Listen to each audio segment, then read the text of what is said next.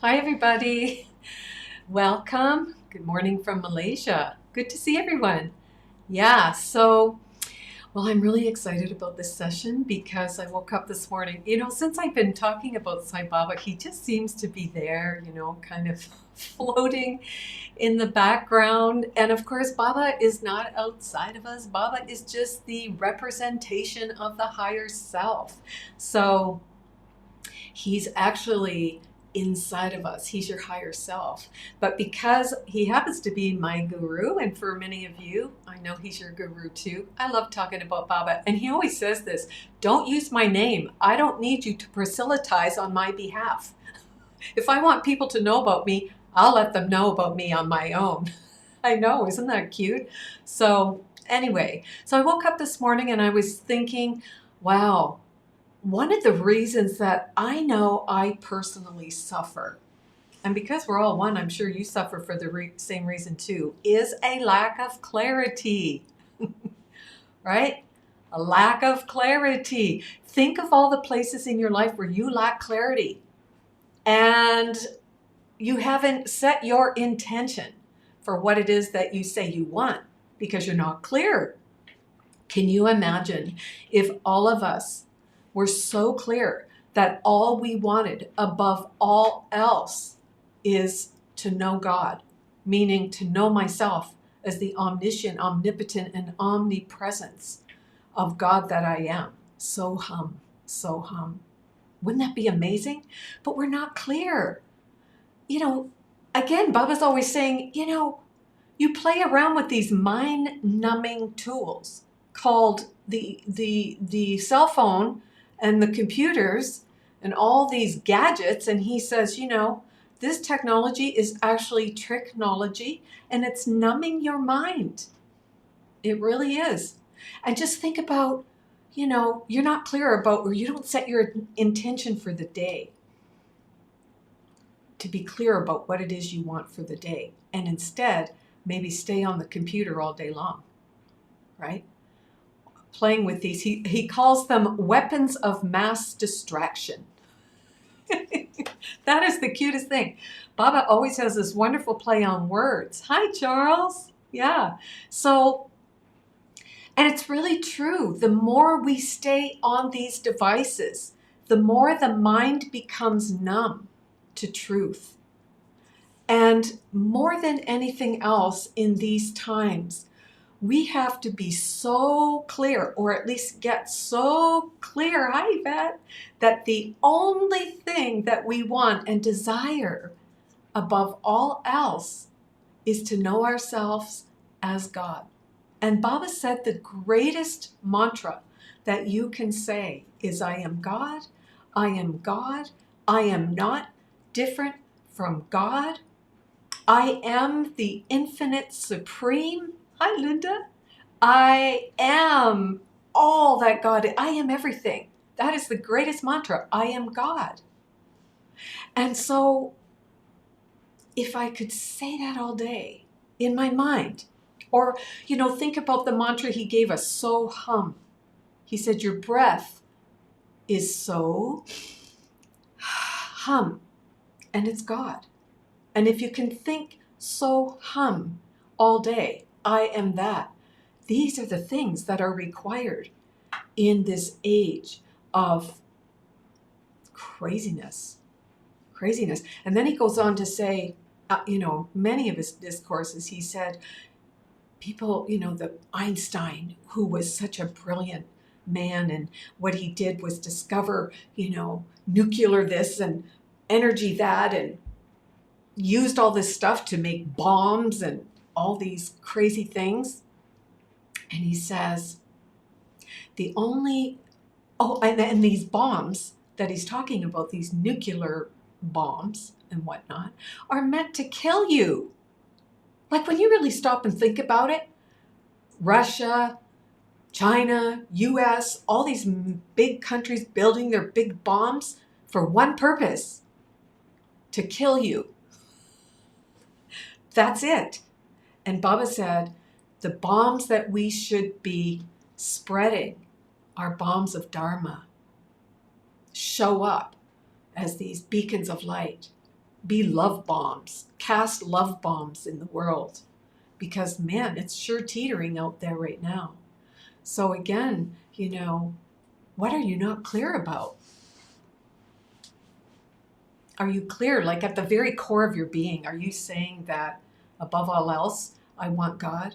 Above all else, I want God. That's what's required in this time. If we're going to, be so pure and clean and clear, only then can we enter into the golden age. We can't go into the golden age with all these impurities in our heart and in our mind. We just can't. And so I woke up with that. It's like, are you really clear that that's what you want? Are you really clear? And it made me think about a time when I was in India, because the Course in Miracles says, we fear God. At the end of the day, we fear love. God is love. God is light. And we fear that. And so I was in India and I went up to the meditation tree. I know I've told this story before, but it just seems to fit right in here real good. And I was sitting up at this meditation tree by myself. I had my eyes closed and I was just in this really nice place. And I heard something come really close to me, like walking. And I felt a bit jarred by it. And I opened my eyes and honest to God, it looked like Shirdi Baba. But I didn't think of that in that moment.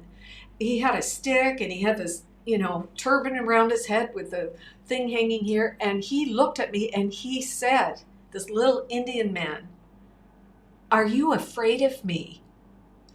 And I spoke from the Lord God of my being, not from my personality, ego self. What came out of my mouth came out of truth.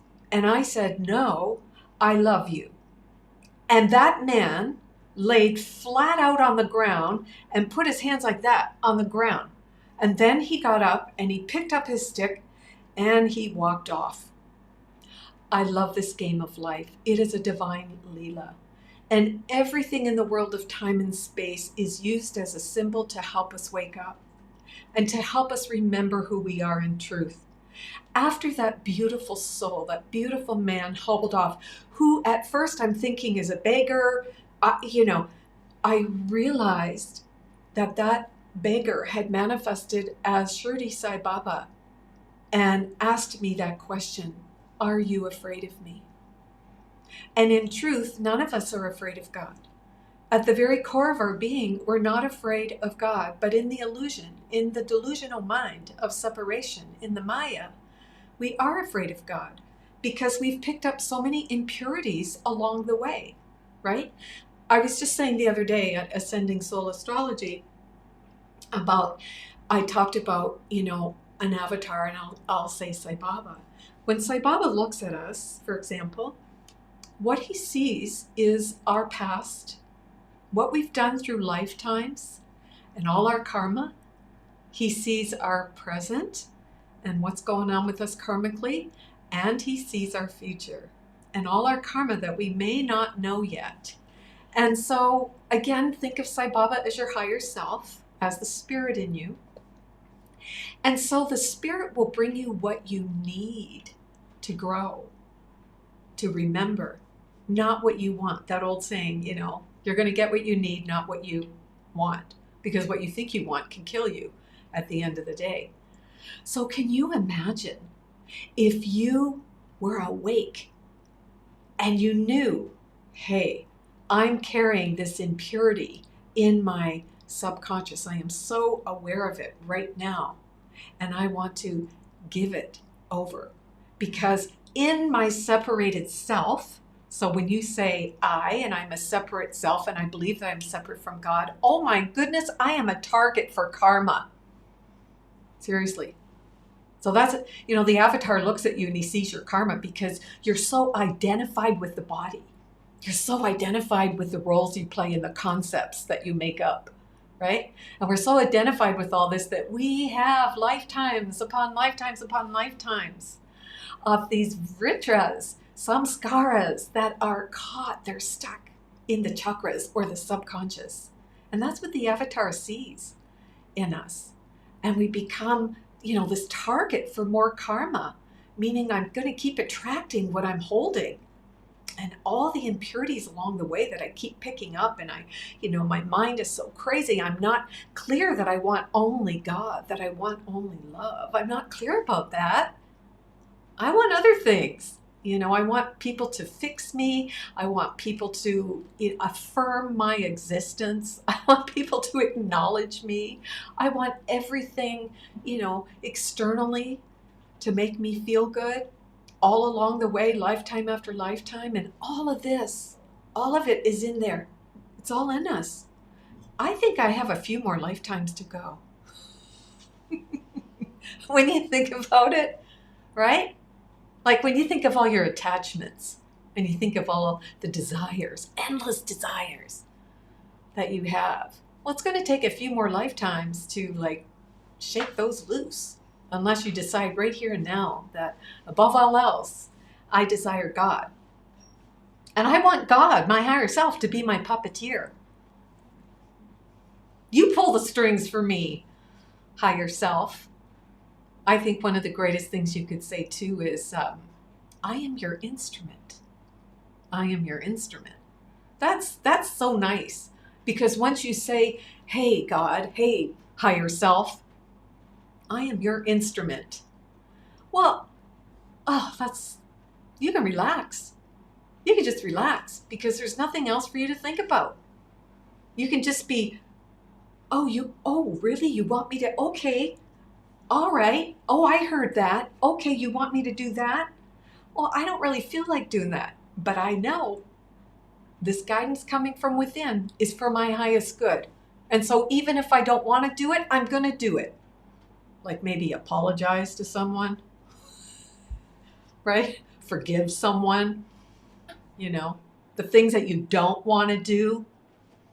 But once you say, I am your instrument, that's very calming to your whole body temple and your mind. It's very calming, because now you're guided, which is so wonderful. And you become the puppet, and your puppeteer is pulling every string in your life.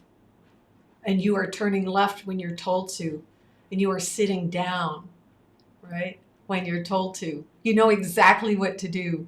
It's so awesome. But we're not clear. We're not clear. Are you really clear? I want God above all else. And so when that voice comes in, that voice of attack, the judgments, do you want God so bad that the awareness for God is greater than the desire to latch onto that thought and send out an attack to someone, to hurt someone in thought or word or deed, right? And so this was in my mind. And I was thinking too that, the energies on our planet right now are all about harmony, because we have the full moon in Libra. And Libra is the beautiful sign of balance, equanimity, peace. And these are the energies that we're under. And so if I follow truth, and if I follow the clarity in my mind that says, above all else, I want God, then I'm going to work toward having balance in my life. I'm going to say no when I want to say yes. And I'm going to say yes when I want to say no. Do you know what I mean? And I'm talking like living from the heart. Because Libra energy is about the heart mind too. Because we have the sun in Aries. The head and the heart. We have Venus, the heart, beautiful. So it's about balancing the heart and the mind, which brings equanimity, brings peace, inner peace, balance, harmony. And then Baba says, if you make me your puppeteer, I will do everything through you at all times. And you will never feel out of balance. Well, maybe you might, but you will have the awareness, because you desire me above all else. You desire peace above all else. And so you will have the awareness to say, no, I'm too much in my head. My mind today is like a mad monkey, right? Do you ever watch a monkey? They're quite funny. I think that's why, Baba particularly calls the mind a monkey. Not just a monkey mind, he calls it a mad monkey mind. If you watch a monkey, it jumps around, it's just going crazy. And that's what our thoughts are doing. Can you imagine how wonderful you would feel with the mind so calm, so clear, like a pond without a ripple, like a mirror with no dust? Just clarity everywhere would be so wonderful. A few years ago, this reminds me of another story. So I was going through a period in my life where I was feeling a lot of stomach aches. I'm like, oh no, I have these stomach aches. So of course, the first thing I did was try to find things in the external world that were causing the stomach ache, right? And that's okay to do that, but it's kind of useless unless you look at your mind. Because the root of the problem is in the mind, and the body just says, you see, your thinking has caused your stomach ache. What are you doing? So I had to go into my mind, and I got really still, and I asked my mind, what's going on with my body? And my mind said, you need to stop eating for 30 days. I said, what? 30 days? Yes, you need to drink green juice and broth for 30 days. I said, really? That's a long time. No worries, I'll be with you. Well, I'm obedient. So that's what I did. I started immediately and I drank green juices and broth. My inner voice, now remember, this maybe not be for you because the Holy Spirit's curriculum is highly individualized, right? No two people are the same in the body. In spirit, we're all one. But your guidance may be something different. My spirit told me no food for 30 days. Only liquid broth, green drinks, only boil vegetables, drink only the broth. All of this. And that is what I did. Do you know what happened to me? I could have ascended. I became so light. My mind was so clear. There were no thoughts. I was completely empty. Baba says, love is everything and wisdom is nothingness. That's what happened to me. I recognized in that, beautiful emptiness that love is everything. And out of emptiness comes everything. And my mind was so still. It was so clear. It wasn't like a mad monkey jumping around at all, which led me to believe, hey, this is really true, that our food affects the mind. Food affects the mind.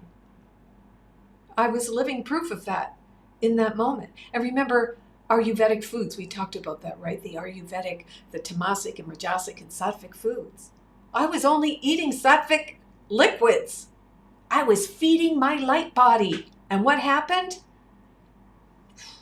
My mind was like a pond without a ripple. My mind was like a shining mirror with no dust on it. I became so soft inside, so emptied of self, so connected to the spirit. And I was writing all kinds of music. And, which leads me to another story to add to this. So I had this crystal skull.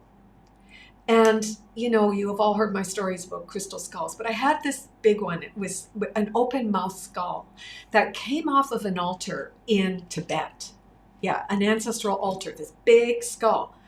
And I happened to buy this skull when I was in Puttaparthi. I walked into the store and there was the skull. And, I felt so silly buying a crystal skull. But yet this inner spirit kept saying, get that skull, buy that skull. And I thought, what? Oh my God. And this is way back when I was new to crystal skulls. And I even thought they were weird. And I had some. I still thought they were weird. I didn't understand. We always attack what we don't understand. Right? So Anyway, I went into this shop in Puttaparthi, and this very elegant Kashmiri man who's so beautiful. His soul is so beautiful. He's since passed away.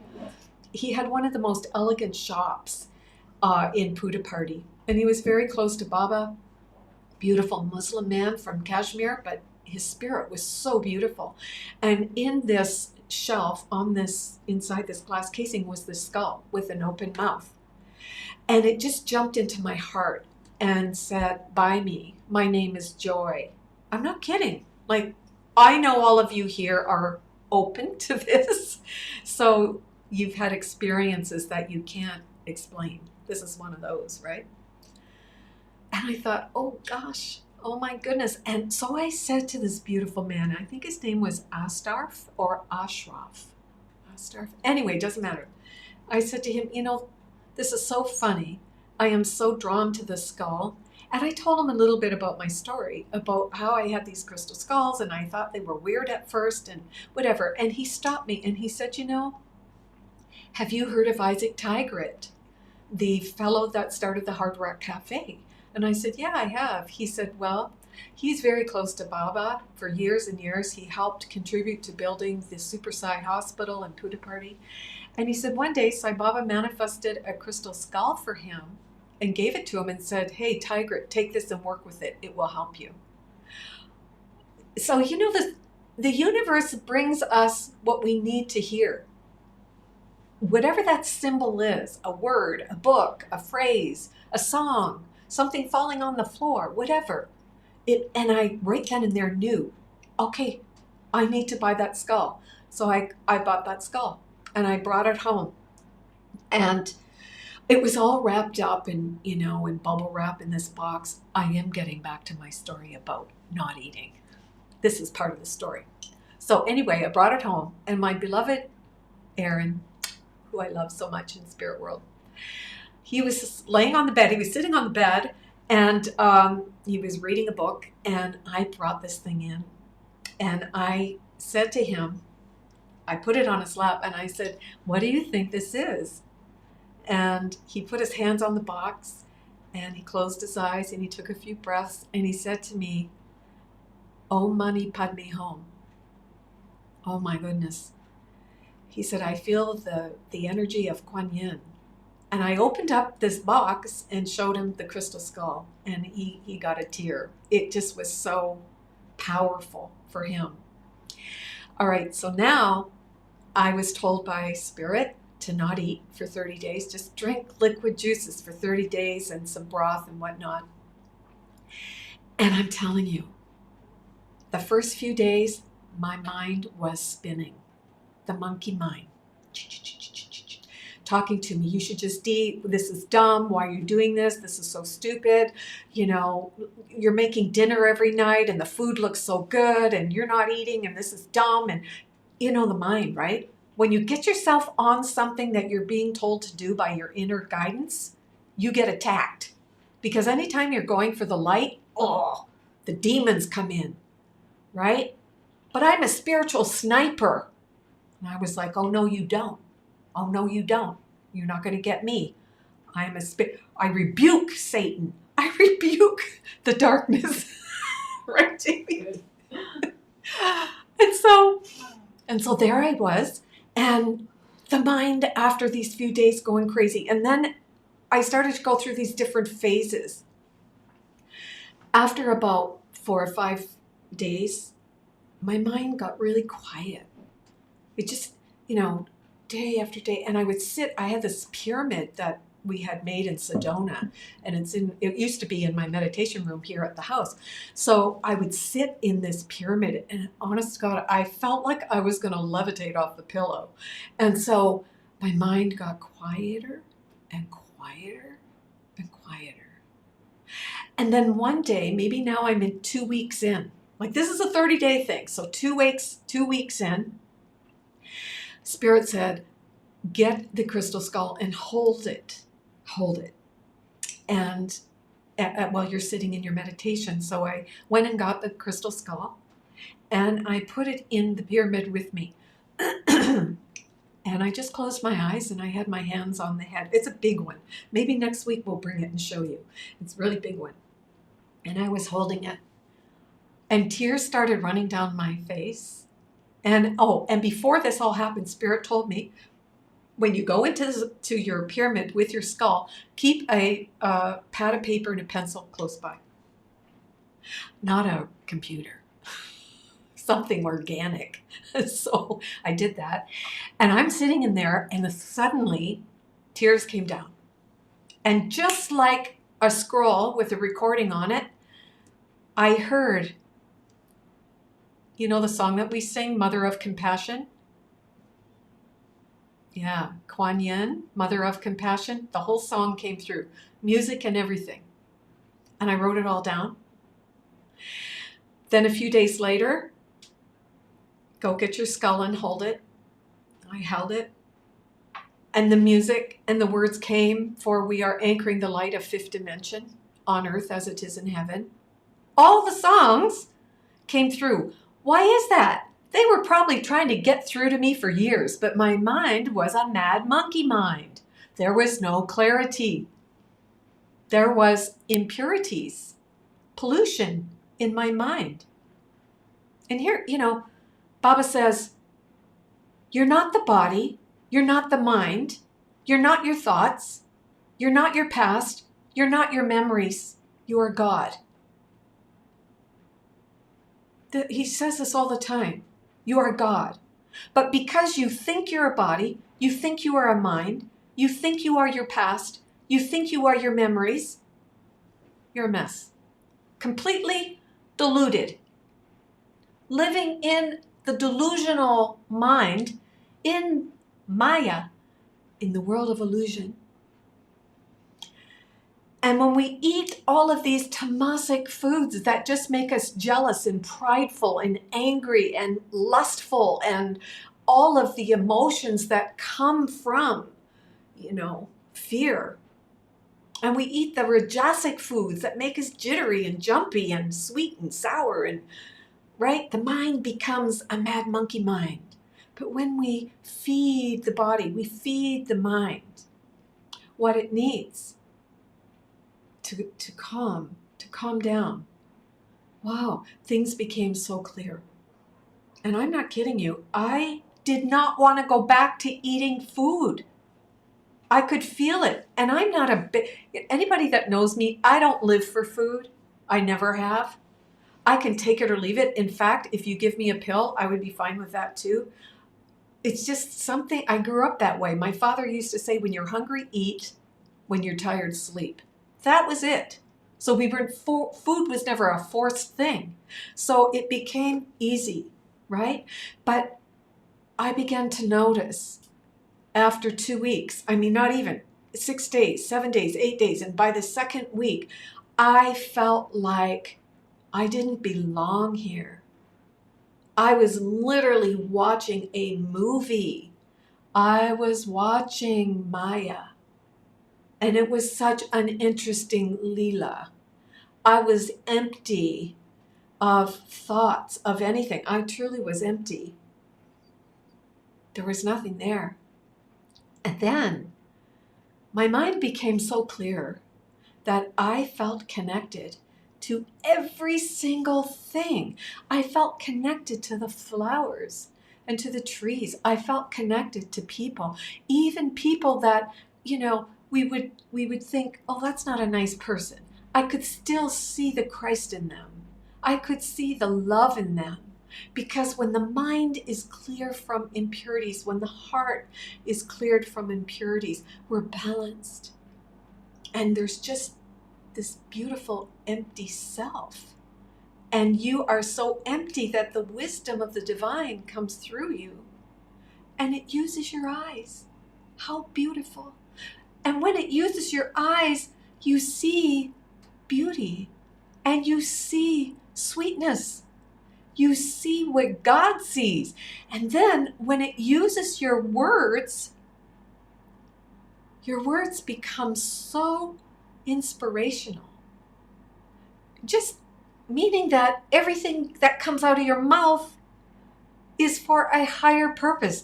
And it's not about preaching. It's not like I went around saying, oh, God is with me. It's just that happiness, that joy, that bubbling, effervescent joy that is there all the time that we can't feel because we're polluted with impure thoughts and everything else. That joy was free. And it bubbled up. And I just showed up as a vibration. I just showed up as a vibration. I didn't have to say anything. I was just vibrating truth in my beingness. Right? And then everything I felt like one. My heart was being used by the puppeteer to feel itself in the music that I listened to feel itself in the songs of birds. Oh, I just have to cut in here. Yesterday I sat outside. I used my weapon of mass distraction and I turned on YouTube to the sound of birds. Just birds. Oh my, so then I played it loud and all these birds came and landed on my wire. Jackie was a witness. She saw it too. We were shocked. All the little birds came, hummingbirds, different birds. They came and sat on the wire. That's just a little side story there. But the sweetness of the music attracted more sweetness. And so when the Spirit was using me, because I was clear, I didn't have to do anything. It was so wonderful.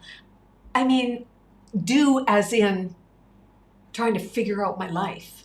I didn't have to figure it out. It was doing life through me. It really was doing life through me. I didn't have to work at anything. It just was like there. And I recognize some of the things that we've said to ourselves for the years, or we read in books, and it's like, oh, that's a nice thing to remember to say or to think. And it's like, we are not humans doing. We are humans being. Did you ever read that in a book? Well, I was experiencing that. Like fully. I was not doing anything. I was just being. And I was literally myself. Wholeheartedly myself. I was authentic. Just showing up. Just being me. And that was enough. It was really enough. I didn't have to think about, oh, I need to be like this so I get that. It's like all the social media stuff. People put out stuff, clickbait. They call it clickbait. Is that what they call it? Clickbait. So I can get a lot of clicks on my stuff. No. Nobody cares about that when you're in that oneness. All you know is God, peace, joy. Your mind is clear. You're not afraid of love. You're not afraid of light because you know that everything is you. Every single thing is you. The flowers, the trees, the people, the animals, everything is you. In fact, Baba says there's no creation. He does. It's so paradoxical, isn't it? He said there's no creation. Everything is a projection from the transient mind. From the transient mind. It is a projection. Wow. And so there it was 2 weeks in, and then I was 3 weeks in. And my body shrunk a bit. It did shrink a little bit. But my mind became the mind of God. And I was made aware that there is nothing else but love. There's nothing but grace. There's nothing but light, love, peace, joy. So many things the divine made me aware of for those 30 days. It was like an exercise in trust and faith, an exercise in getting really, really clear. And it was so profound that it really heightened my awareness to the thoughts, even after I went back to, eating. And I enjoy to have a piece of chicken or whatever it is once in a while, but basically our diet is really pretty clean. I do have chips now and again, but that's okay. They're balanced, right? Everything is in balance. Libra, Aries. I take action, but balance, right? But it increased my awareness to the point where, no, we can't go there. We can't go there. And then and it also increased my awareness after that 30 days of when I fell off the spiritual wagon. Do you ever do that? You fall off the spiritual wagon. You're rolling around in the mud. You're in your, stinking thinking mind again.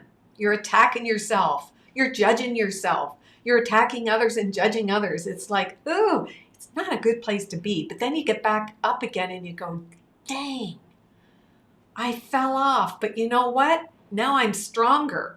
I'm stronger. And you just keep getting stronger and stronger and stronger. So after a while, the awareness that I had, it stayed with me. It's still with me. That I know was an exercise coming from the divine that I listened to. It took a lot of discipline. It took a lot of discipline to do that. And Baba says that discipline is more important than devotion, right? It's more important than devotion because it requires a lot to be disciplined, to listen to truth, to listen to the guidance, even if you don't want to do what that guidance is telling you to do. It's to listen to it, right? So my awareness got bigger and bigger, more expansive. I was able to discern. My discernment became more like in my face. I knew when it was the voice of spirit speaking or it was the voice of the ego. I could get really clear on that. So I think nowadays, as we are going into more chaos, Baba says that because we don't see value in ourselves, meaning that we don't say, I am God, I am not different from God. When we don't see value in ourselves, or we don't value ourselves, then we are valueless in the world. We are valueless in the world. You just said nothing. Look at what's going on. When you look out and we see this projection of this mad monkey mind who is believing it's separate from God. Well, it is separate from God. If you're in a mad monkey mind, you really know that you're believing that this world is all there is. Oh my goodness. When you look out nowadays, that's what you see. You see a mind that is, you see the collective believing separation from God. You see the collective thinking that I need money. I need as much as I can get. I need this. You just see insanity. You just see it. And it'll get worse and worse and worse because Baba said that God is allowing man to to destroy themselves. He's allowing all this destruction until man drops on his knees and turns inward. That's what God says. That's what Baba says. That's what your higher self is saying. You get to do whatever you want to do until you're sick and tired of being sick and tired. That's just another way of saying it, right? Until humanity has had enough. We stop making bombs because there's no, Aaron used to say, there's no weapon that's been, developed that has not been used. Weapons are made to be used. So we're teetering, man. We're teetering. Yeah. But we're all here today. We are all, like Baba said, be a beacon of light and be a nuclear bomb of Dharma. Be the nuclear bomb of truth. And you don't have to preach, just vibrate at that frequency. Just vibrate that truth and clear the mind of all these impurities. Clear the heart. Bring the balance. And above all else, let your higher self be the puppeteer. And you won't have to worry about what to say, where to go. You won't have to worry about any of that. And you can really see, as I've got so many discourses from Baba over the years, and as I read them, I think, oh my God, he really did write the Course in Miracles. It's just so profound what he says. through the years. It's just amazing. So Baba always reminds us, and I think I'll finish with this before I get into the 8 flowers of worship. He says, when you say, I am your instrument, you don't have to worry, and you give up being the doer. You give up being the doer. Isn't that beautiful? I love that. So stress-free. Yeah. So that's my little experience of the 30-day fast and my crystal skull joy. And I will bring it next week. It's at our center, but I'll bring her here and you can have a look at her. Yeah. I asked the owner of the shop an ancestral altar, and he said, yeah, many years, because in Tibet there's many, many, many crystal skulls that have been there for years and years and years. Yeah, in the ancient temples, and they're still there.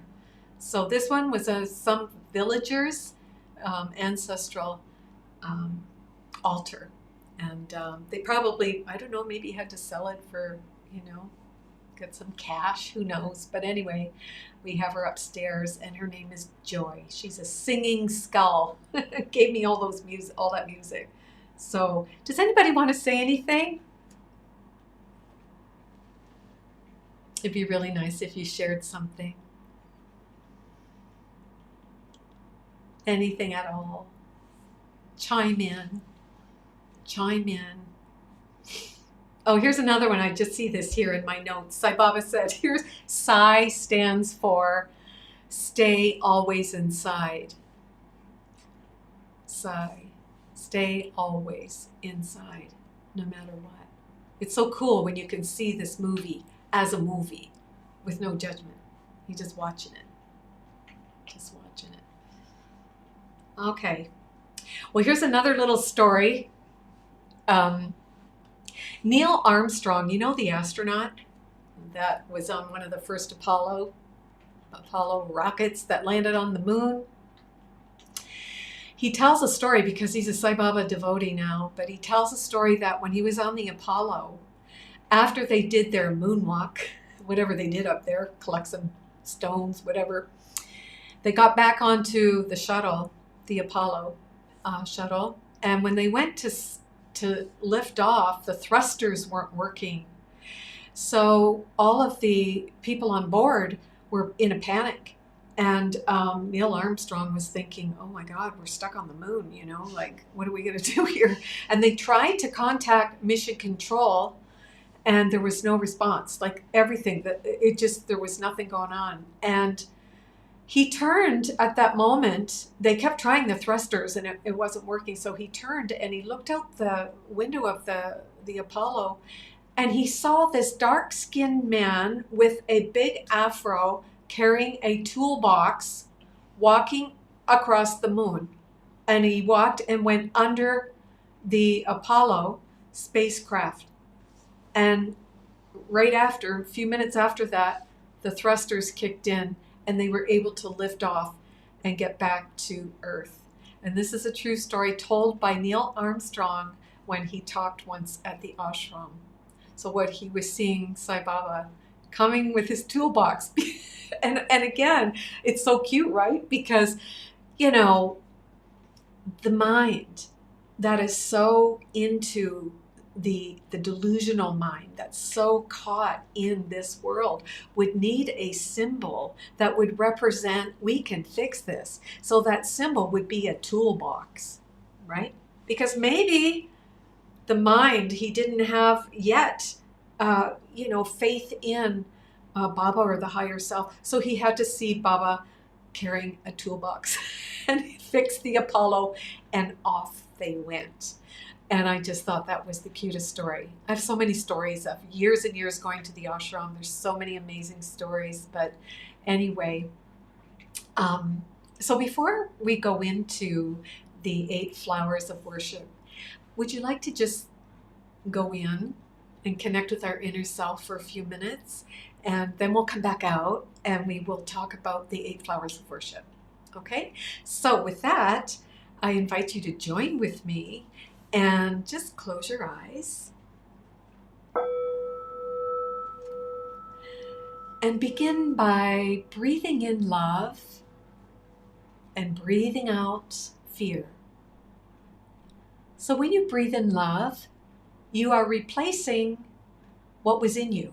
Fear was in you, but you are replacing the fear with love and breathing it out. And imagine that you can see this fear. It looks like black smoke coming out of every pore of your body as you inhale. You're inhaling this beautiful love and light. And as you exhale, every pore of your body is exhaling this darkness. And imagine now that your body is filling with all this beautiful light. Breathing in love, replacing what was in you with more love, filling up, and letting go. Breathing in love and breathing out fear, seeing the fear leave your body through every pore, and it looks like dark smoke. Stay with the breath, concentrate on the breath, only the breath and the sound of my voice as you breathe in love, replacing darkness with light, seeing the darkness leaving every pore of your body.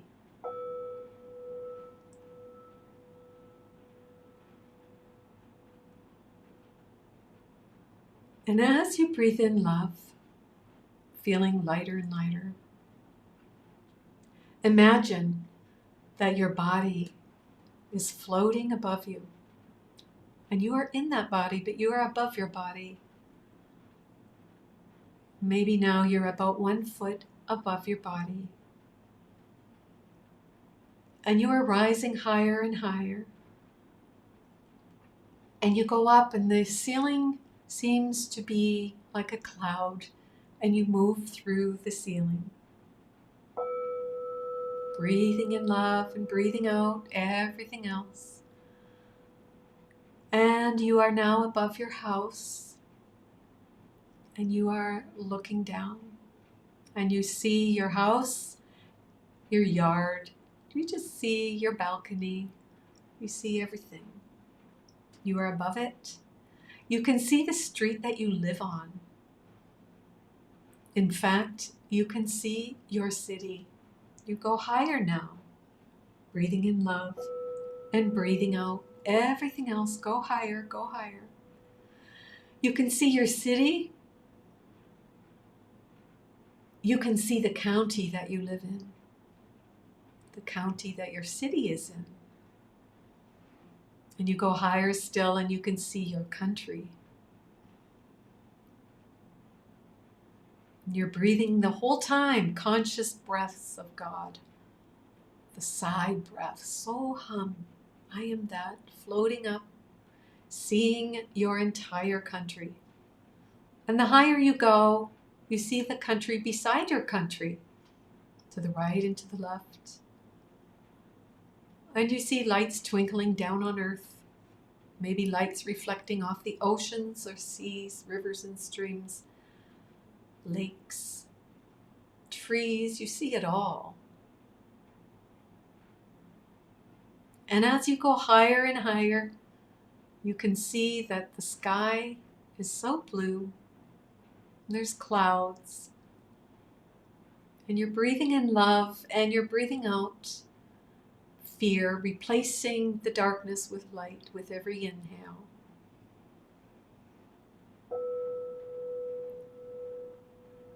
And you go so high now, the sky begins to turn dark. And you can see the twinkling stars. You can see the Big Dipper.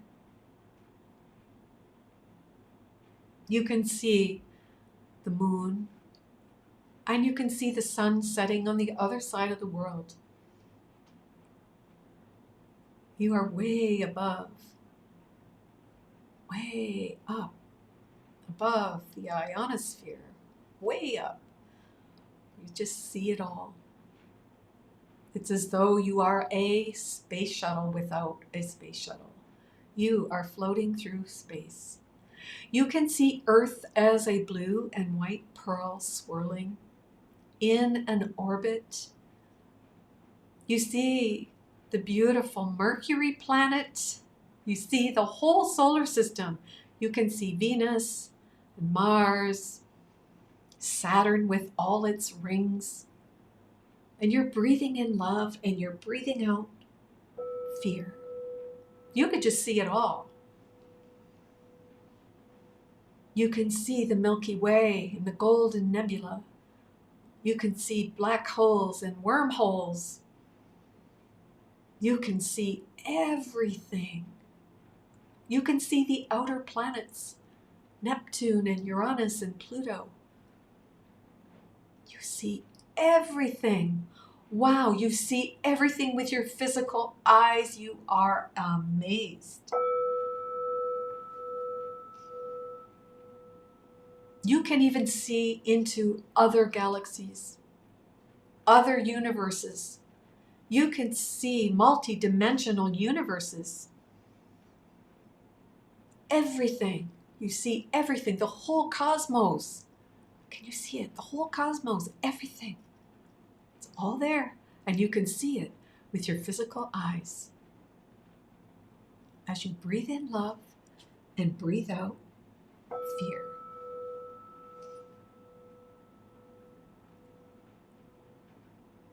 And now, as you look to the moon, I want you to dissolve the moon.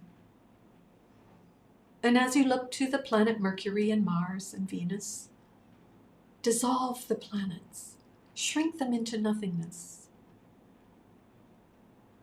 And you look at the outer planets of Neptune and Pluto, Uranus, and you dissolve these planets, they shrink down into nothingness.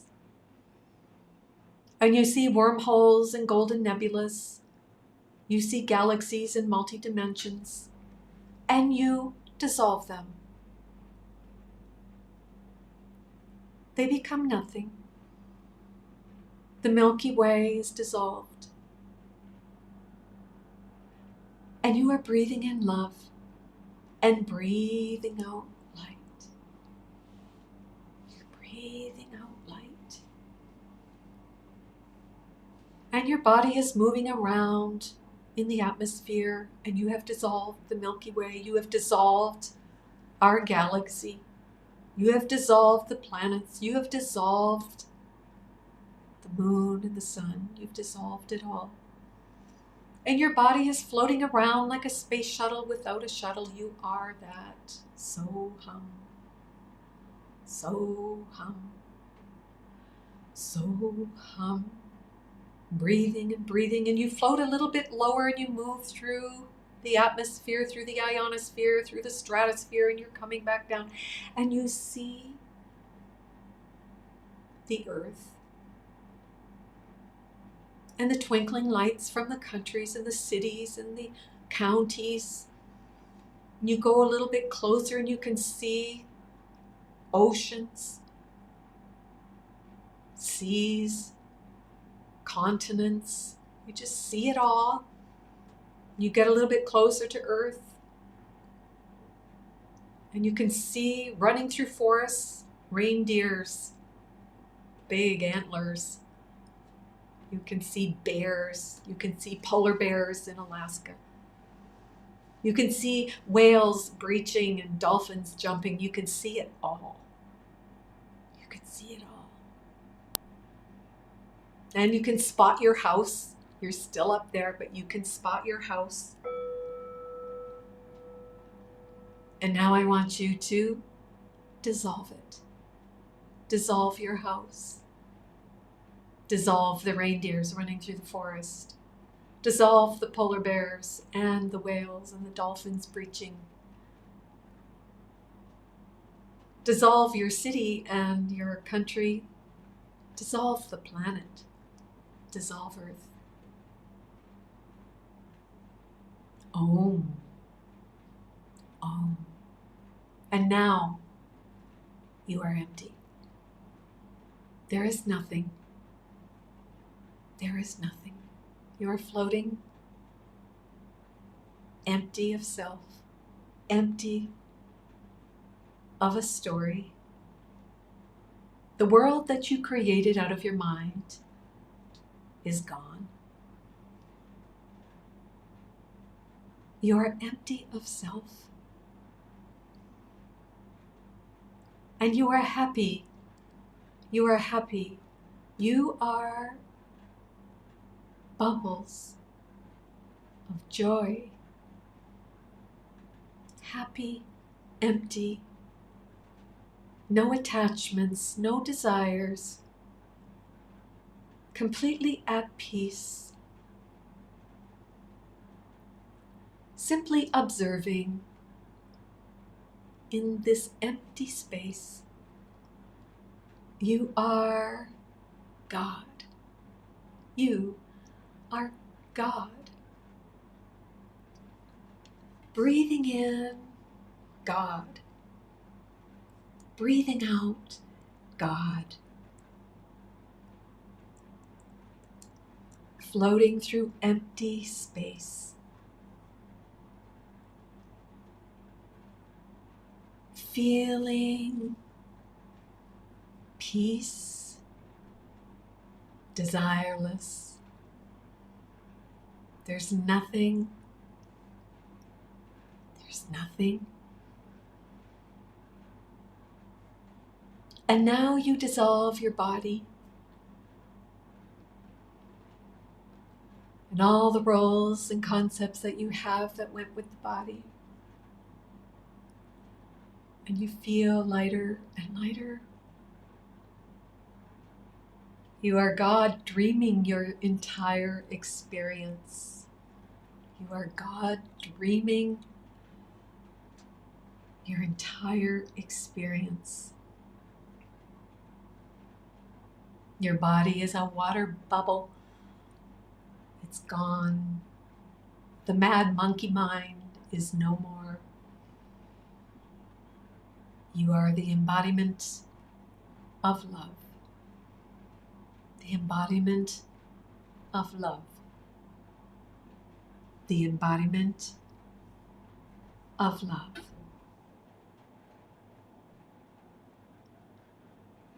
And in this conscious awareness, you now know for sure that your world, your whole creation, everything that you experience is nothing more than a transient thought in your own mind.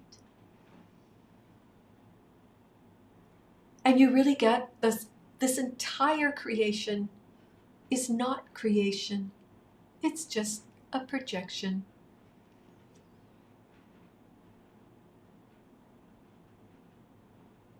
And in this oneness, you are reminded by the avatar that there is no creation, just projection of the universal mind. And to wake up from the dream, the only thing that is required is silence. Silence. Silence brings clarity. And here you are, silent you, floating in infinite space, infinite and eternal time of no time.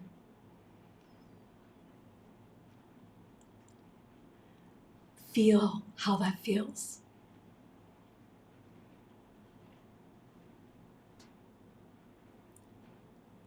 And now, in your conscious awareness, say to yourself, I am God. I am God. I am not different from God. I am the infinite supreme, the one reality.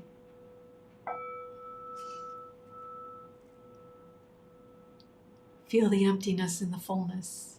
You are everything and nothing. You are love and you are wisdom. You are the Alpha and the Omega. No beginning, no end, no birth, no death. One. One. And now we make our way with this conscious awareness. It's in your mind. You are the observer. Tell yourself, I want to project my story. Bam! Project your story.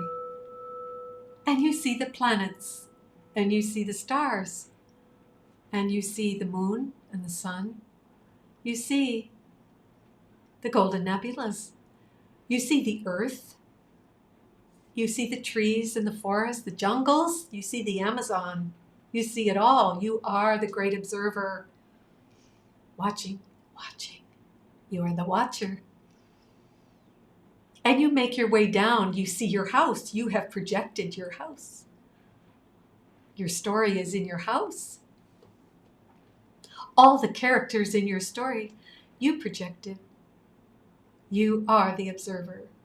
Watching, watching, watching. And as you see your house, you float down through the ceiling, which is a cloud. You can move through it because nothing in this world is real. And so you move through it. And you come back and you sit down in your chair. And you are now aware that you are in a body temple. And that's okay. Because now you are allowing this beautiful God awareness, the God in you, to be your puppeteer. And so now you quietly say in your heart, I am your instrument. I am your instrument. I am your instrument.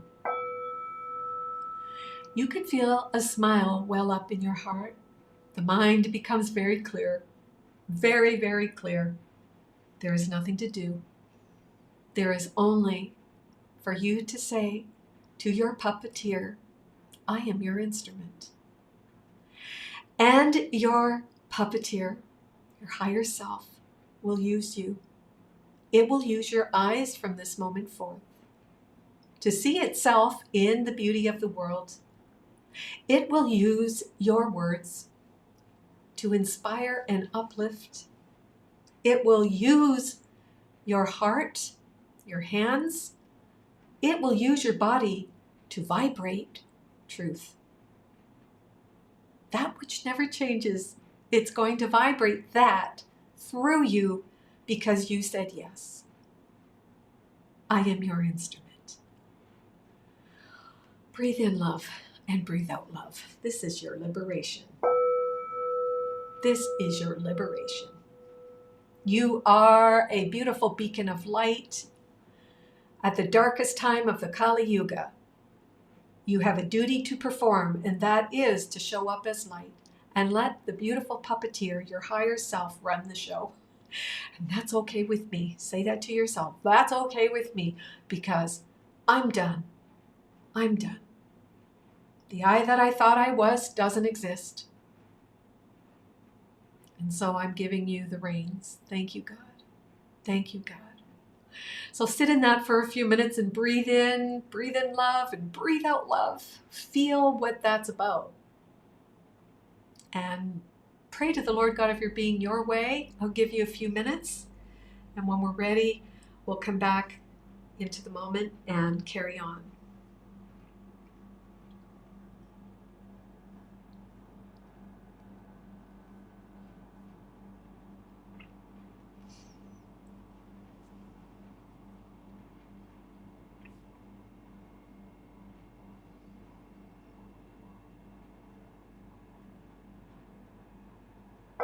And you can just open your eyes and you might want to move a little bit, stretch, move your fingers, circulate, let the circulation go, flow, feel good. And when you feel absolutely 100% ready, come on back. Come on back. Okay. Hi, everybody. Did you get empty? Did you feel that? Could you see yourself dissolving things by the power of your mind? And could you see yourself creating your story out of your mind, dissolving the story? It's amazing. It is amazing. I hope you had a great experience of that. Okay, so we have been talking for the last couple of weeks about put a ceiling on desires, and Baba says like simple practices that can get us, started with putting a ceiling on these desires is by becoming aware of how we have this insatiable need for food. Our five senses are so, they serve the monkey mind. That's what they do. And so Baba says, don't waste food. Put a ceiling on food. This is a practice that helps us. Everything, we need these practices to help us, right? And so when you go to sit down and eat your meal, be sure to say grace. God doesn't need your grace, seriously. But you need to up your appreciation and gratitude for what's the food that will, sustain you. So this is a practice to say grace, and then to don't fill your stomach as though it's a sack. Baba says your tummy only needs like this much. In fact, he said you just need that much. So, but he cuts us some slack and says, okay, eat the size of your fist. Okay, so put a ceiling on the desire for foods, right? And then look at the types of food you're eating. Sattvic, Rajasic, Tamasic. Sattvic is the highest form of light food. The tamasic foods are the meats and the things that make you, the dense emotions. And then the rajasics are the foods that are sugary and sweet and sour, this type of thing. So pay attention to that. Nice balance there. And then Baba says, don't waste time. Frivolous gossip, frivolous chit-chatting, just wasting time for the sake of wasting time. He's practiced that. If you find yourself caught in a silly conversation that is mundane and it's not adding on to anything because it's basically filled with, nonsense. He said, if you have a habit of doing that, put a ceiling on that. And again, Baba likes fun. He's one of the funniest people I know. He has a great sense of humor. So it's not like we can't have these like lighthearted, funny little conversations, but you know what I'm saying. If you're a gossiper and you're out there just being silly, and he put a ceiling on that. And then the other thing he says is, don't waste energy, So think of all the things that we do. I mean, energy is your life force, and how you use your life force in a way that is, it's not good. You're just wasting your life force. And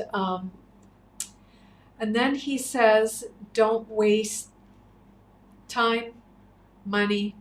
Well, we didn't touch on money. Yeah, he always says, like, yes, money in time and space is needed for our bills and different things, but what are you doing with the money? Are you hoarding it, accumulating it? Are you using it for the greater good? What are you doing with money? And that's a big topic, guys, because money, that can bring up a lot. That really can bring up a lot.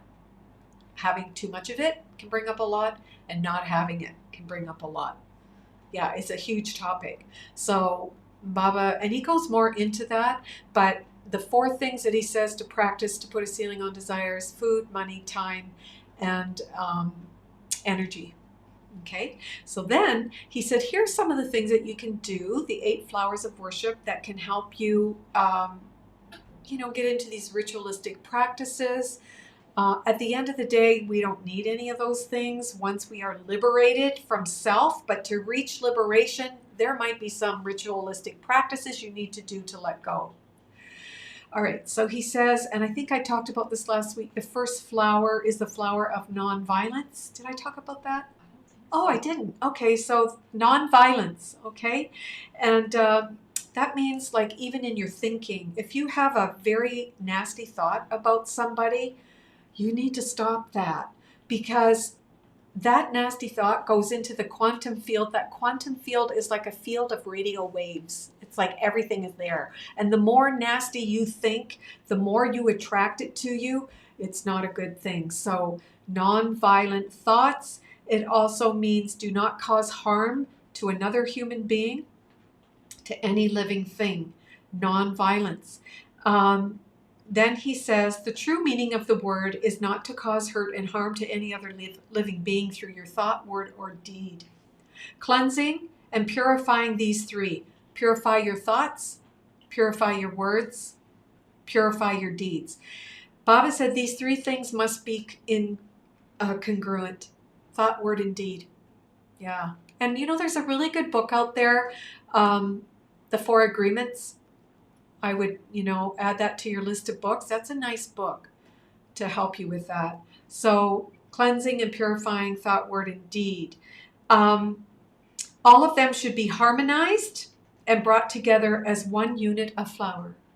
So we offer that to God. I offer you, my beloved self, a pure thought, purity in words, and purity in my deeds. He says, we find doctors performing surgeries on patients to cure them of ailments. In the process of surgery, the doctors cut the body with a knife. You cannot call it an act of violence because it is beneficial to the patient.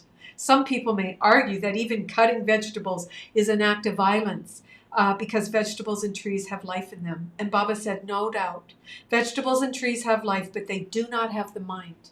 Therefore, consequently, they do not suffer any pain.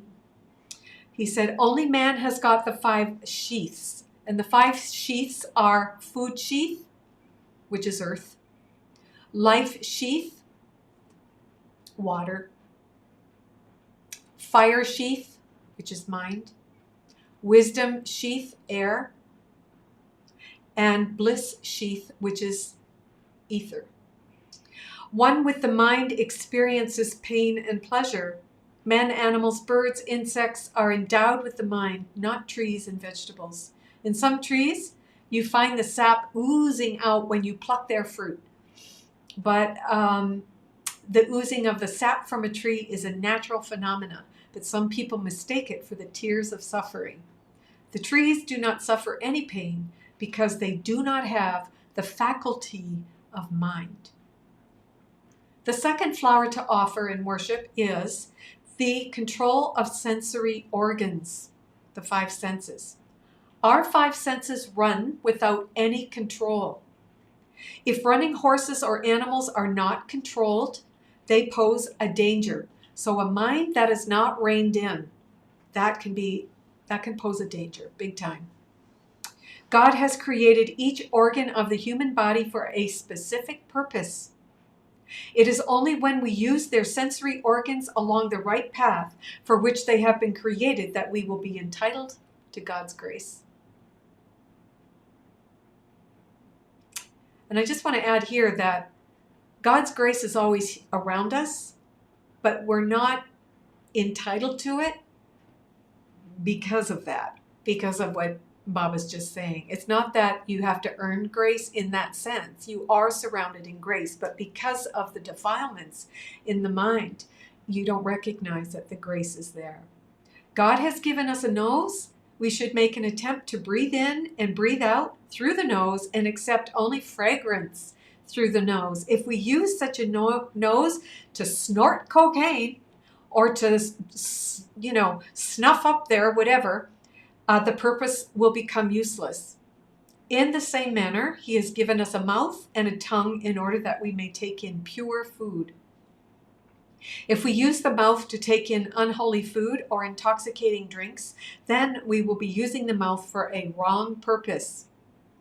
In the same manner, we should understand under what conditions and in what times and in what manner we should use each of these organs and put them under control. Our inner strength will become less and less on account of excitement or unnecessary sorrow. The body will become ill by mental agitations and distractions. Wow. Yeah. So anytime we have, and that was me a few years ago, right? When I'm like, why is my stomach hurting? And I'm thinking it's this, it's that, but Baba's telling us, just like the Course in Miracles, no, the body is simply a reflection of an agitated mind. That's what's going on.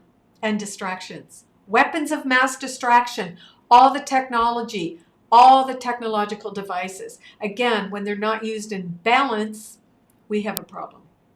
Man ages very quickly through excitement and sorrow. So reactive, it causes you to age. The reason for you not preserving this sacred instrument, this is, I am an instrument. I am your instrument, Baba. I am your instrument, Spirit. So the reason for you not preserving this sacred instrument in sound condition is a lack of control over these 5 senses. That's what's going down. The second flower of sensory control should be used for worshiping God. See good, hear good, right? Be an extension of that love. Okay. The third flower is compassion for all living things. Looking merely and superficially at human nature, which has diverse aspects, we are forgetting God in this field. From the seed of divinity, the tree of creation has grown. Every seed that's planted in the soil is God. It holds the potential to become what the seed has inside of it. Baba says, the seed of divinity of the tree of creation has grown. We are the tree of life. And we are here on Gaia, on the soil of earth, so to speak, to become the fullest expression of everything that God is. On this tree of creation, the fruits are the human beings that are the individual souls. So on our planet, we have, 8 billion people? And each of us are like hairs on our head. Each hair grows in its own time and falls out on its own time, but it all serves the hairdo. Just like all the people on the planet, we each have our own way of being, and we each have our own way of learning and all of that, but it's all serving the greater good. Everything serves. Each of these human fruits, there is divinity in the form of a seed. That is why in the Bhagavad Gita, Krishna has said, I am the seed in all the living beings. Recognizing the truth that God is present in the form of Atma in all living beings, we say compassion for all living beings is the next flower. That's so beautiful. Okay. Baba says, have compassion toward all as God resides in all. He said, among all the flowers, compassion for all creation is most important. Man alone is endowed with this virtue of compassion. This is the flower that you should offer to God. God is the indweller of all beings. Names and forms may vary, but the same God is present in all. Therefore, you should have compassion toward all beings with the broad feeling that God is present in every single person. Only then can you understand how expansive and fragrant this quality of compassion for all creatures is. You need not waste your time gathering the flowers that fade away and wither away in no time. The flower of your heart is eternal, ever fresh, and ever fragrant, for which you need not spend even a penny. That is the real flower, the flower of compassion. One who understands the secret of this flower is one of supreme wisdom.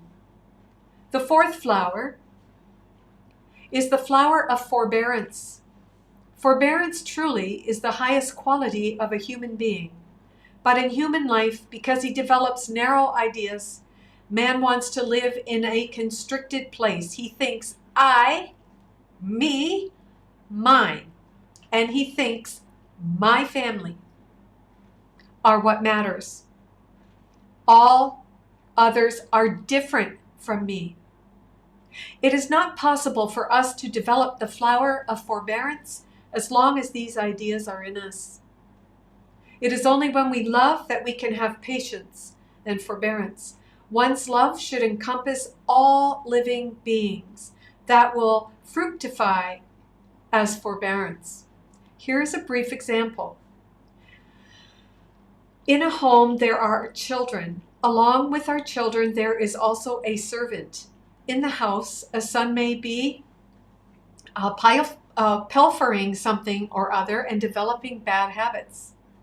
In many ways, we will try and control that son by beating him, scolding him, and persuading him to return to good ways. But we will never take him and hand him over to the police. In the same house, if the servant steals a small spoon, at once we will take him and hand him over to the police. These are stories from India. They're kind of cute. What is the inner meaning of the situation in which we do not punish a son, even if he steals day after day, but we hand over a servant immediately to the police when he steals even a small thing? The reason for this is the narrow idea that this boy is my son. Because the servant does not belong to me, there's no place for forbearance and patience.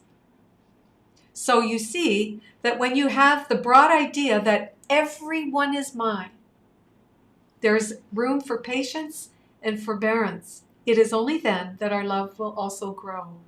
That is such a beautiful story in such a simple way. And isn't it true? Can't you find those times or those places in your life where you only have room for your family and no one else? You only care about your child and not that one? I mean, this is serious when you stop and think about it. And as we move into the golden age, it's more about, as I know I am God, then I also know everyone else is God too, and there's room for everyone. It is the age of Aquarius, where it's about the unity and brotherhood of man. Forbearance promotes divine qualities. Forbearance is identified by the scriptures with truth, righteousness, knowledge, sacrifice, and joy. Without forbearance, man cannot be happy for even a moment. Love all, serve all. It promotes divine qualities. It reveals inner divinity. One has to undertake spiritual practices to earn it and establish oneself in it. Nourish the idea that God is equally present in all. In spite of ridicule from the ignorant and sarcastic criticism from the blind, or even praise from admirers, do not mind them. The fourth flower is the flower of, the fifth flower. The fifth flower is the flower of peace, Shanti. When we go to Puttaparthi, back in the day, we'd go to Darshan and we'd sing beautiful bhajans, and at the end of the bhajans, we would sing Shanti, Shanti, Shanti. Do you ever wonder why we sing 3 Shantis? Yeah. One is for the body, peace to the body. The other one is peace to the mind. And the last Shanti is for the soul, for the divine Atma. Shanti, Shanti, Shanti. This flower of peace should not be interpreted to mean that you should be silent, no matter who is attacking you or who is blaming you. It is not that. Baba says that if something's going on that is not a good thing, and you just stand by and say, well, I'm spiritual, I don't do that, you are taking on the karma of what you're witnessing. And a lot of people do that. They're like, well, I'm on the spiritual path. That's not what I'm about. It's like you're going to watch Rome burn, as they say, because you're spiritual. Like, he talks a lot about that, being proactive in the name of truth. He says, if you are unmoved and unperturbed in spite of anyone finding faults with you, this can be called real peace. So if someone calls you a jerk and you're like, whatever, it doesn't mean anything to you. That's peace. If you can fill your heart with love, then peace will come into you from outside. Through bad qualities, to some extent, we lose peace. With truthful thoughts, a man will have peace. With untruthful thoughts, a man will not have peace. What is truth? Truthful thoughts. Those are thoughts of love. Truth never changes. If you can get rid of all thoughts, you will become a saint. It is only when you can be free from all thoughts that you can have peace. Your own bad thoughts are responsible for all your pain and sorrow. You did it. I did it. Whoops. Right? By good thoughts and by good ideas, you will become a holy man or woman. Holy man does not mean one who merely wears an orange robe, shaves the head, and wears holy beads. He who has good thoughts and good ideas is a holy person. You could be doing anything in this world, right? Have fun, enjoy life. It's not about like all that stuff. It's how you're doing it. You can do anything. If you're doing it with love and peace, then it's wonderful. He who has good thoughts and good ideas is a holy man and is one who is the embodiment of truthful thoughts. Peace has detachment as the basic quality. Peace does not mean that a person should not react at all. Whatever others may say or however they may abuse him. So it's not like you just like lay down and go, well, I'm spiritual, you can beat me, it's okay, right? It does not mean that he must be silent as a rock. It involves mastery of all the senses and all the passions. Inner peace must become one's nature. Peace has detachment as the basic quality. The sea, which likes to gather and possess, lies low. The cloud that likes to renounce and give up is high in the sky. Peace endows man with an unruffled mind and steady vision. The prayer for Shanti, peace, is usually repeated 3 times. Om Shanti, Shanti, Shanti. Shanti, we would say.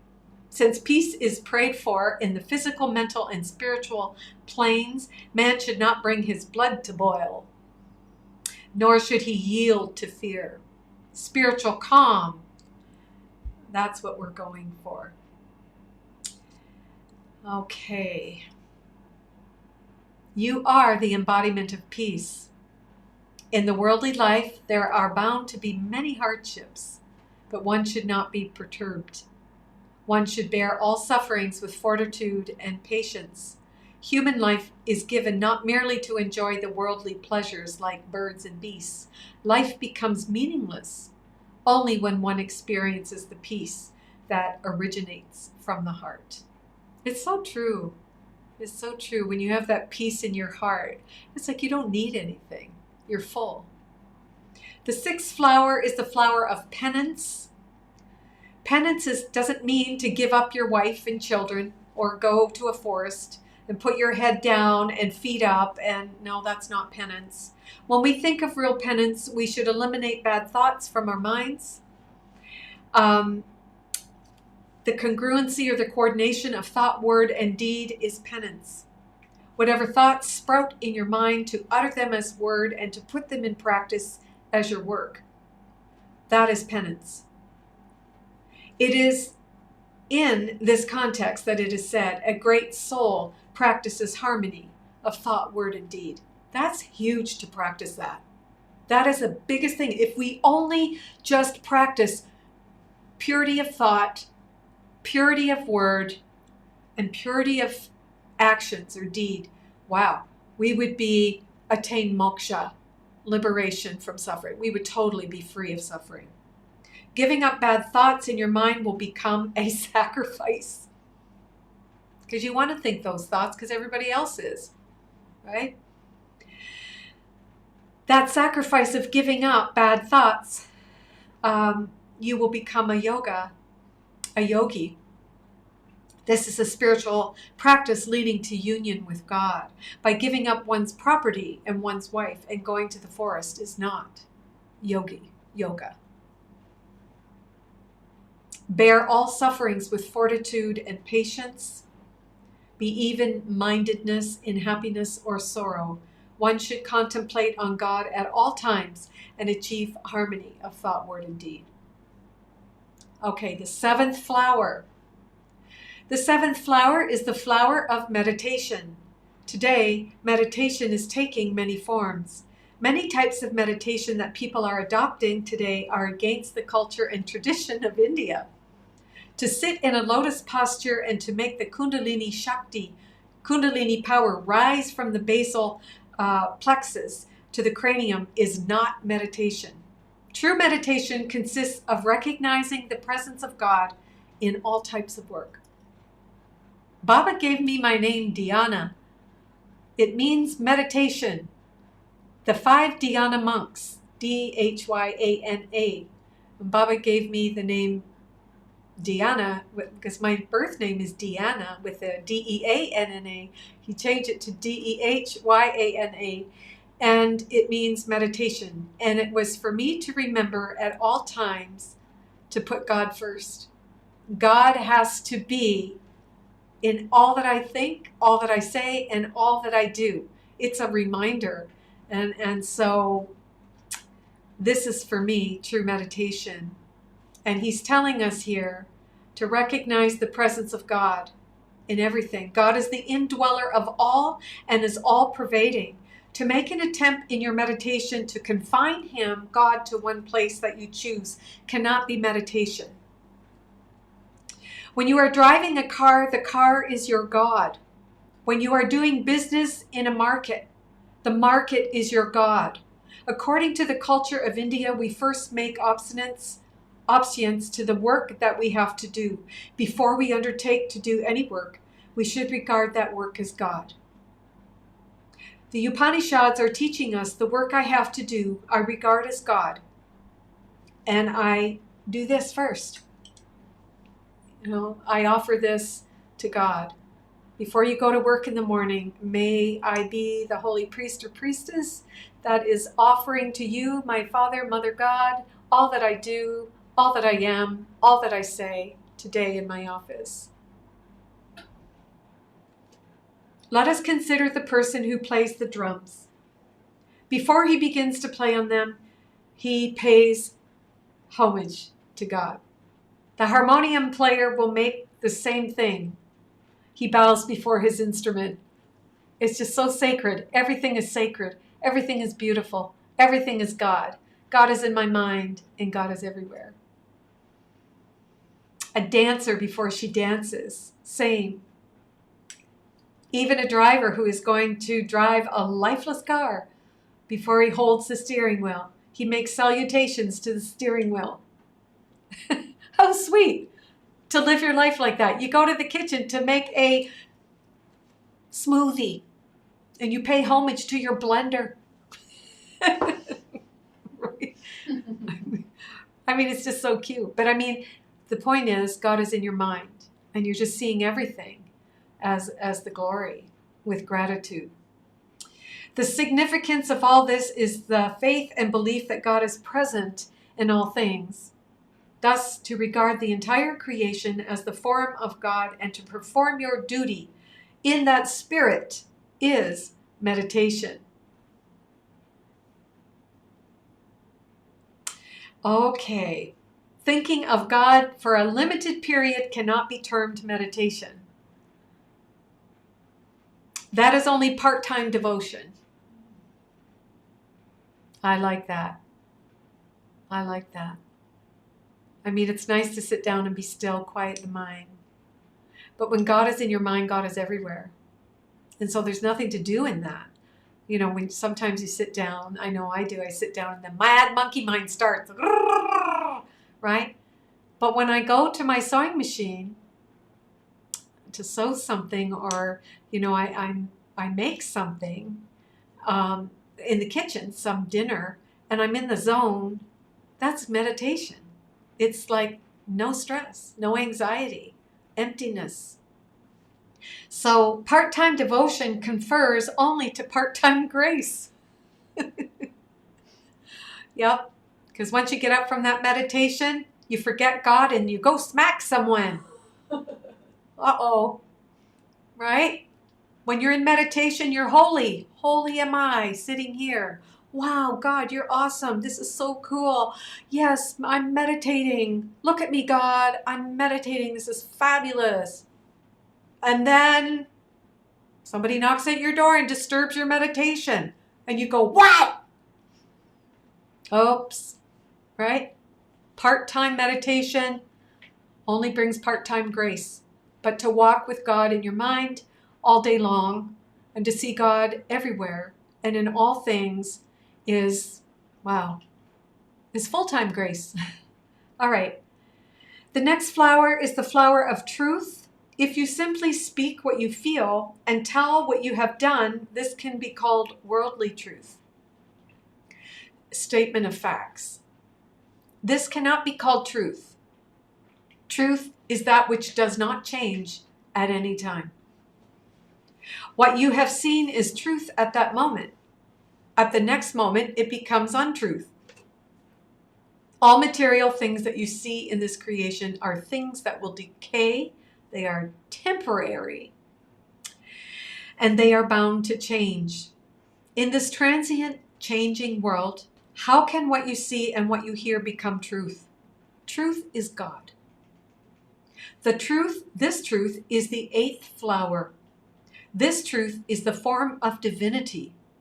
In the world, we experience truths of a relative nature. Let us take chemistry as an example. So you take some chemicals and you mix them all together, they change, and then you get some other chemical. If you mix turmeric in lime, you get red color. This is chemistry. Another example is physics. If you take a 3-inch needle and put it in a fire, it will become a longer needle. This is a truth of physics. How long do these truths of chemistry and physics remain? They're temporary, worldly, scientific truths.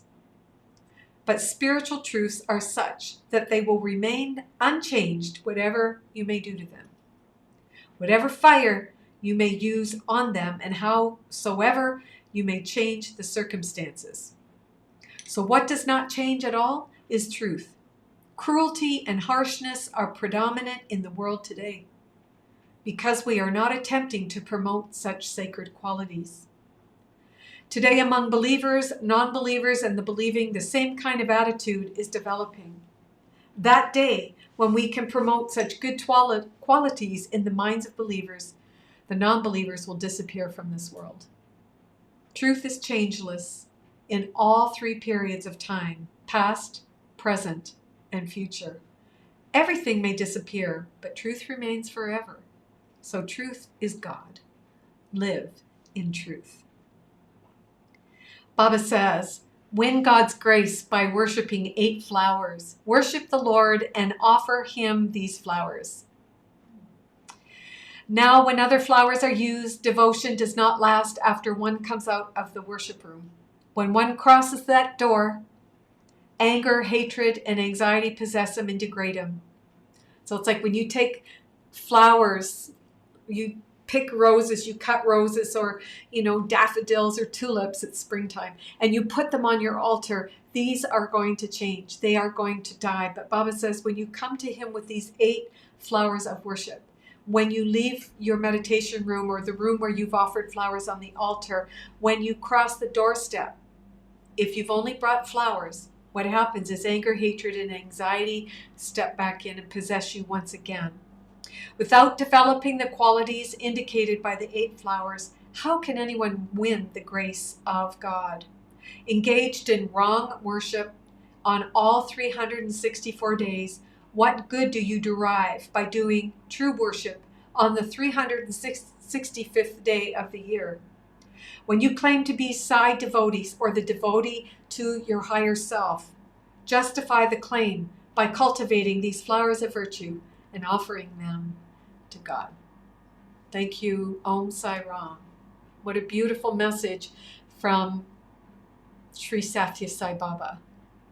I hope you enjoyed these last 3 weeks of putting a sealing on desires and the 8 flowers of worship. Beautiful words of wisdom, words of truth from Sai Baba. And all of the masters, they are working tirelessly now. They always have been, but even more so now because we are in the darkest time of the Kali Yuga. And it will get more chaotic, more and more. As Baba said, God's going to allow man to destroy themselves, to all this destruction, until all of us turn toward God. And so all of us here today, we are really here to be those beacons of light and to support each other in our, ascension process. My dear friend gave me a plaque years ago. I love to repeat what it said on it. We are each of us angels with only one wing, and we can fly only by holding each other. And so when someone has a rough patch, you're there to say, it's okay. It's going to be okay. And to remind each other that we are embodiments of love. And this is what Baba, Saint Germain, I see Saint Germain a lot lately too, Jesus, they're all working tirelessly. Kuan Yin, Mother Mary, Mary Magdalene, Isis, Hathor, Aphrodite, Goddess Neth, all of the wonderful gods and goddesses that have walked this path before us. They're all serving the light, helping us to move our planet to the highest level of truth. And I'm just really excited to be a part of it. As challenging as it can be some days, I know you are too. So anyway, with that, I have a few announcements. Thank you, Michael. You're welcome. First off, we have our Egypt trip. And again, Egypt is a vibration in the middle of the desert. It's a vibration of the ascension. And we have a nice group coming along. And if you're interested, there's the dates there. What else did I want to say? Breathwork session, guys, because this is the week in the Catholic tradition where we start the Holy Week, starting, today and all through the week till Good Friday. And then we have, Easter Sunday, and then we have Easter Monday. So we will be having a breathwork session on Monday night, a week from Monday, but we'll send out an announcement for that, and that is in celebration of raising out of the tomb of materiality as Jesus resurrected out of the tomb. That's what we're going to do when we breathe in love and we breathe out everything else. So we'll do that on Monday. And then Jamie, there was something else you women's workshop that will be on the summer solstice coming in June. Thank you, Su Yin. You're most welcome. And one other thing. I have to start writing it down. Yeah. Anyway, if it's something you need to know right away, we'll put it out there in a note. But other than that, have a super night. Really enjoy this blessed week ahead, because we are celebrating, metaphorically speaking, and literally the resurrection of the I Am consciousness. So anyway, I love you all so much. Hi, Daisy. Yep. And I look forward to seeing you again in another week's time. So million hugs and kisses, everybody. Have a good day. Bye for now. Bye.